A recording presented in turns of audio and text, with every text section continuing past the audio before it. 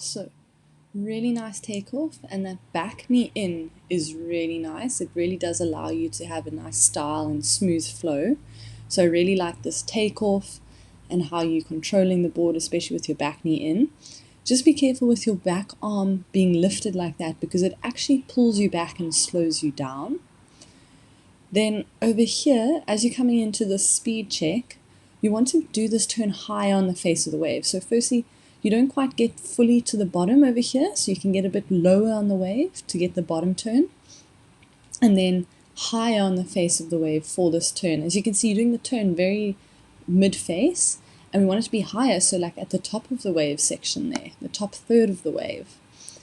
Then, to make this turn even steeper, in our bottom turn, we can get nice and low, compressing, and using our front arm to rotate. So lifting our front arm up, what I sometimes do is I open up my palm and swing my arm around, looking over my shoulder to the steeper section of the wave, especially on your backhand. And that will allow you to get a turn, so you would have been able to do this turn before this surfer and high up on the face of the wave.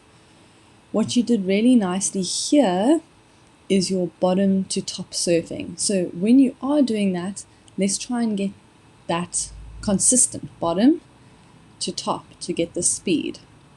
That was really nice. Then over here, you see this compression.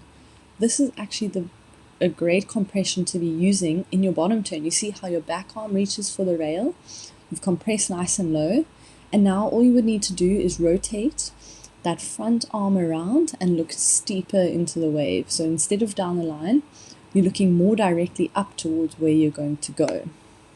But this is a really nice position that you can use for your bottom turn. And you can see how it gives you speed even coming out of that.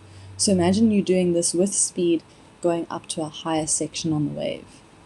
So just to go over again, here we can get a bit lower and also lower as in crouching lower as in the bottom turn, using our front arm to open up nice and wide to get a steeper curve and turn, and then also doing this turn at the top third of the wave and not in the center or in the middle of the wave.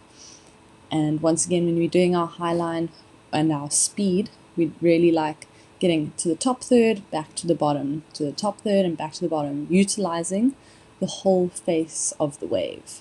But again, remember this and try and incorporate this into your bottom turn.